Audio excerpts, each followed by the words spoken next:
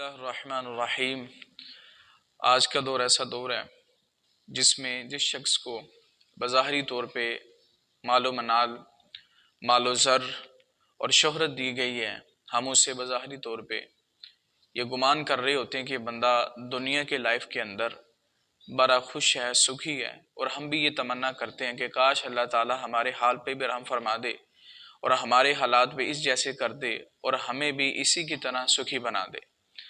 حالانکہ در حقیقت ایسا ہوتا نہیں ہے کہ جو بظاہری طور پہ دنیاوی طور پہ سکھی نظر آئے اور اندر سے بھی وہ سکھی ہو، ایسا ہوتا نہیں ہے۔ آئیے ایک حکایت سنتے ہیں، میں نے یہ کہیں کتاب پہ پڑھی تھی۔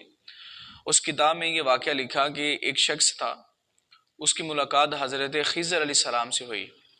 جب اس کی ملاقات حضرت خضر علیہ السلام سے ہوئی تو آپ نے فرمایا کہ مانگ، کیا مانگتا ہے؟ آج میں تجھے وہ چیز اللہ تعالیٰ کی بارگاہ سے دلاؤں گا اور اللہ تعالیٰ کی بارگاہ میں تیرے لیے دعا کروں گا کہ اللہ تعالیٰ وہ چیز تمہیں عطا فرما دے۔ وہ شخص کہتا ہے، اے اللہ کے نبی، آپ اللہ سے یہ دعا کریں کہ اللہ تعالیٰ مجھے ایسی زندگی عطا فرمائے کہ جس میں کوئی دکھ نہ ہو۔ آپ نے فرمایا، ندان، زندگی تو نام ہی کٹھن مراحل کا ہے، مشکلات، آزمائشیں، دکھ، درد، یہ تو زندگی کا حصہ ہیں۔ اگر یہ دنیا سے اور زندگی سے نکال دی جائیں تو وہ زندگی نہیں ہے، اور اسی آزمائشوں کے ذریعے تو بلندی درجات مومن کی ہوتی ہیں۔ تو فرمایا، ہاں میں تیرے لیے یہ کر سکتا ہوں، تو کسی ایسے شخص کو دیکھ جو سکھی ہو، پھر میں اللہ تعالیٰ سے دعا کروں گا کہ اللہ تعالیٰ تمہیں اس سکھی آدمی کی طرح حالات عطا فرما دے اور تم بھی سکھی ہو جاؤ۔ اب بزرگ تھے، اللہ والے تھے، سمجھانا چاہتے تھے کہ جاؤ ذرا دنیا میں چکر لگا کے اور دیکھو کہ دنیا میں کوئی تمہیں سخی بھی ملتا ہے کہ نہیں، جسے تم بظاہری طور پہ سخی سمجھتے ہو۔ اب وہ شخص چلا گیا۔ جس شخص کو بھی بظاہری طور پہ سخی دیکھتا، اس سے حالات پوچھتا تو اس کا دل ٹوٹ جاتا، کیونکہ وہ سب سے بڑا دکھی تو وہی شخص نکلتا جس سے حالات پوچھے جاتے ہیں۔ تھک ہار کے وہ بیٹھ گیا تو اچانک اس کی نظر ایسے شخص پہ پڑی کہ جس کے بڑے محلات تھے اور اس کے باغیچے اور بہت ساری زمینیں تھی اور اس کی نوجوان نسل بھی تھی، اس کے بیٹے بھی تھے۔ تو اس شخص نے کہا کہ اسے تو اللہ تعالیٰ نے ہر چیز سے نوازا ہوا ہے، اس کے پاس تو اولاد بھی ہے، مال بھی ہے، عزت بھی ہے، شہرت بھی ہے، تو میں یہ تمنا کرتا ہوں کہ مجھے اس طرح کے حالات عطا کر دیے جائے اور میں بھی اسی شخص کی طرح سکھی بن جاؤں۔ لیکن اس کے دل میں خیال آیا، یار یہ بظاہری طور پہ تو ہمیں سکھی نظر آ رہا ہے، چلے اس سے جا کے پوچھ تو لیں کیا اسے کوئی دکھ تو نہیں ہے۔ اب وہ کہتے ہیں وہ شخص کے پاس گیا اور جا سے اسے ملاقات کی۔ ملاقات کرنے کے بعد اسے فرمایا کہ یہ معاملات ہیں، کیا آپ کو کوئی دکھ ہے؟ تو وہ شخص کہتا ہے کہ تم نے دکھتی رگ پہ میرے ہاتھ رکھ دی ہے، میں یہ سمجھتا ہوں کہ اس جہان میں مجھ سے بڑا بد نصیب کوئی نہیں ہے۔ اس نے کہا وہ کیسے؟ اللہ تعالیٰ نے تو ہر چیز سے نوازا ہوا ہے۔ اس نے کہا کبھی بھی میرے جیسے حالات اللہ سے نہ مانگنا، اور میرے جیسا بد نصیب اس دنیا میں شاید نہ ہو۔ تو اس نے کہا وہ کیسے؟ تو اس نے کہا کہ دراصل بات یہ کہ میری نئی شادی ہوئی تھی، میں اپنی بیوی سے بے حد پیار کرتا تھا، بے حد محبت کرتا تھا، اچانک وہ بیمار ہو گئی۔ جب وہ بیمار ہو گئی تو قریب الموت، یعنی موت کے قریب ہوتی جا رہی تھی اور اس کی زندگی کی امیدیں ختم ہوتی جا رہی تھی۔ اب وہ شخص کہتا ہے کہ مجھ سے رہا نہیں گیا، میں اپنی بیوی کے پاس بیٹھ کے روتا رہا۔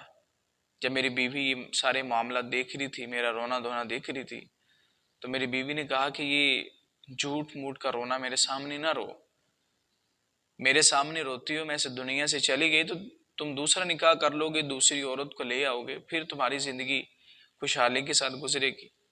اب کہتا چونکہ میں اس وقت محبت بھرے انداز میں تھا اور میں اسے یہ باور کروانا چاہتا کہ میں تم سے محبت بھری کرتا ہوں۔ اب کہتے ہیں کہ اس نے ایسا کیا کہ جب اس نے یہ الفاظ اپنی زبان سے ادا کیے تو مجھ سے رہا نہیں گیا اور میں نے محبت میں آ کے یہ کہہ دیا کہ اگر تمہیں میری محبت پہ یقین نہیں ہے، یہ رونا دھونا تمہیں جھوٹ موٹ لگ رہا ہے، تو میں حقیقتاً اس بات کو ثابت کروں گا کہ میں تم سے بڑی محبت کرتا ہوں۔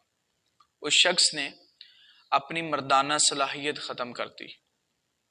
جو صحبت کی قدرت ہے وہ اس نے ختم کروا دی، اور اپنی عورت کے پاس آ کے کہتا دیکھ لو میں نے وہ کام ہی تمام کر دیا کہ تمہارے بعد میں کسی عورت سے شادی کر سکوں۔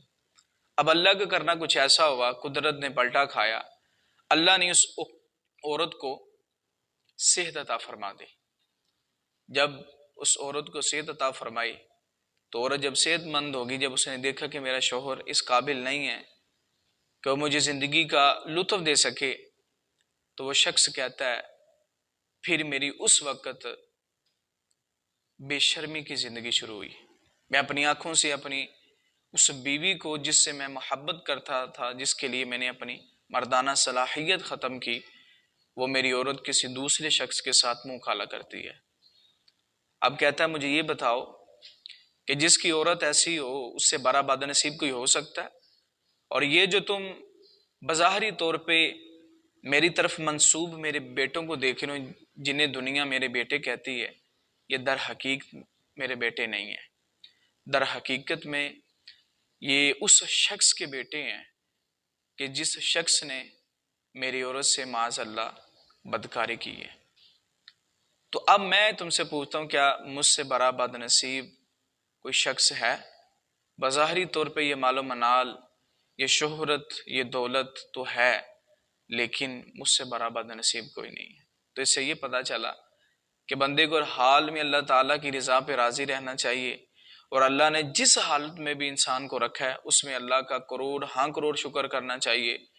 اس میں بڑی ہی برکت ہے، اور اللہ تعالیٰ کی بندہ نافرمانی سے بچ کر اللہ تعالیٰ کی فرما برداری میں لگ جاتا ہے۔ اللہ تعالیٰ دعا ہے کہ اللہ تعالیٰ ہمیں عمل کرنے کی توفیق عطا فرمائے۔